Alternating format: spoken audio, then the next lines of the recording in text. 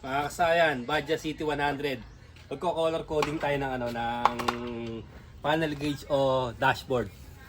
Ito siya kasayan ha. Neutral, signal light, high beam, at saka yung kanyang park light. Ito natin lang sa wire niya. Tapos bubuksan na rin natin para mas madali nyo masundan. Para kung ano man yung wala sa inyong panel, madali nyo siya maayos.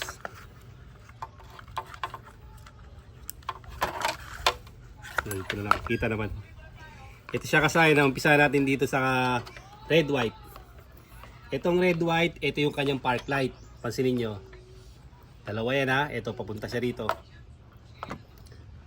Ang negative naman ito ay negative ng Kawasaki black yellow. Ayan siya, yung negative black yellow ha. Kaya ito siya magkasama. Park light, tapos negative or ground. Ayan. Dalawa siya rito kasi naghiwalay. Kaya ito yun.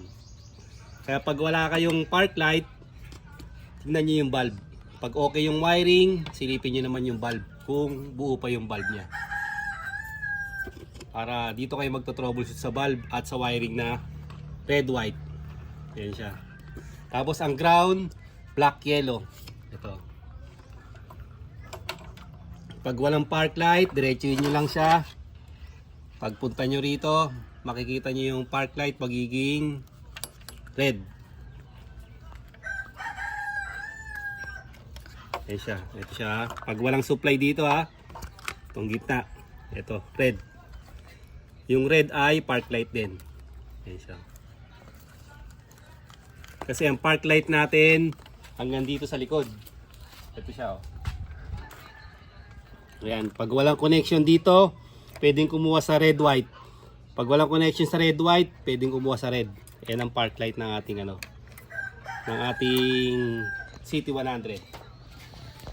Ang ground natin ay black yellow. Tapos next natin, ito namang kulay green, ito naman yung ating signal light. Pag walang signal light dito, pwede kayong kumuha dito sa may ito wala na kasi yung nito yung signal light dito eh. Pag walang signal light, ito. Ngayon pag walang ground, madali lang. Itong black yellow na ground, kung di kayo magkakabit dito, body ground. Yung mga tornilyuan na pwede yung paglagyan. Ito yung kulay green ha, hanggang dulo to. Yan siya kasaya no. Yung green na yan, dire-diretso yan dito. Pag walang supply dito, punta kayo dito hanggang doon. Sa signal light dito sa kabila. At ito nga yung berde. Dito kayo magtatap. Kung wala naman tong signal light at meron kayong signal dito, dito naman kayo magtatap sa kulay green. Yan, ganito itatap nyo siya. Pag na-tap nyo siya, magkakaroon na ng signal light. Basta may supply yung pagtatapan nyo. Itong green ay signal light sa kaliwa. Tapos ito namang gray, ito naman yung signal light sa kanan. Hindi siya pwede magkabaligtad kasi pagka nag-signal kayo, isang kaliwa at isang kanan. Kaya kailangan yung signal light ng kaliwa, puro kaliwa lang. Yung signal light ng gray, puro kanan para tama. Yung iba kasi hindi napapansin yan. Pag nagpagawa, napunta sa kaliwat kanan, pag nag-signal, hindi na alam kung saan pupunta. Kaliwat kanan na nagsisignal. Harap, kaliwa, tapos sa likod kanan. Ito siya, signal light ng kanan, yung gray. Pag walang supply dito, punta ka sa board, tapos punta kayong dito. Kagaya yun. Yan na, kagaya yung mga signal light na yan, yan kayo kukuha pag walang signal light yung ating kanan na gray at yung green na kaliwa. Kaliwa, kanan. Tapos etong brown natin, ito yung accessory wire.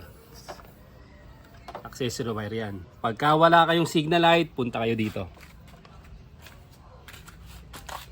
Flash relay.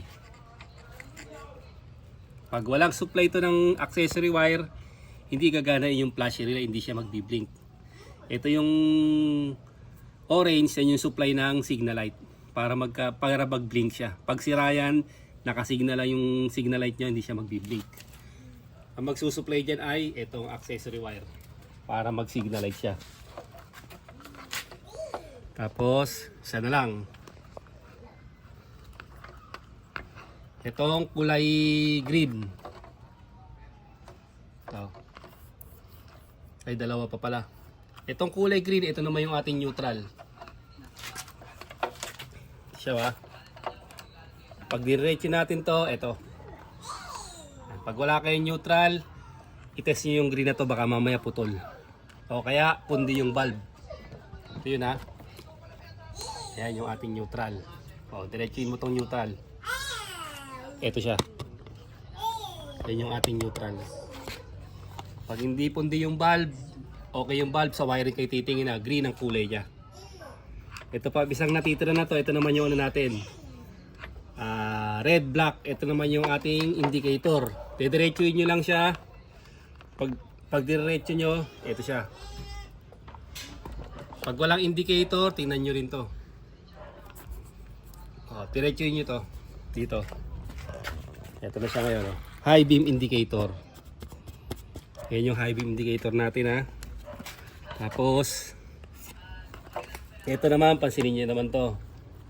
Ito naman yung ano natin, signal light natin oh. Magkasama na siya kasi single indicator lang siya.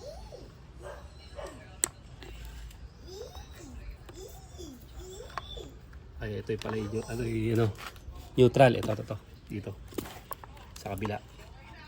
Pag single indicator, mapapansin nyo yung left and right na signal light natin magkasama.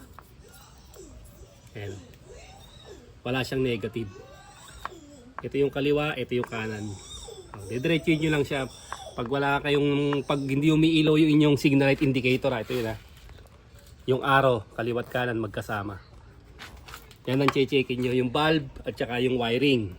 Saan kayo magtatap ito? Sa signal light din. Kung wala ito, sa signal light kayo magtatap. Kung wala na may signal light nyo at meron ito, dito kayo magtatap. Kung saan merong gumagana ng signal light, doon kayo magtatap. Para maayos nyo yung ginagawa nyo yung signal light, high beam indicator, neutral, doon lang kayo magtatap. Kung nakasaya na, alin natin ang isa pang mabilis. Itong green, signal light sa kaliwa. Itong gray, signal light sa kanan. Itong red, white, ito yung park light. Ito yung dalawa na yan ha. Pagka hindi nyo siya alam, didiretsuin nyo lang naman siya. Tulad ka nyan. Pag diretso nyo yung park light, dalawa maghihiwalay siya. Ito yung isa at ito yung isa. Para pag nagpalit tayo ng LED na park light, mas maliwanag siya. Papalitan din natin yan. Para makita nyo na mas maganda yung LED na na park light. Diretsuan lang siya. Yung brown, accessory wire ha.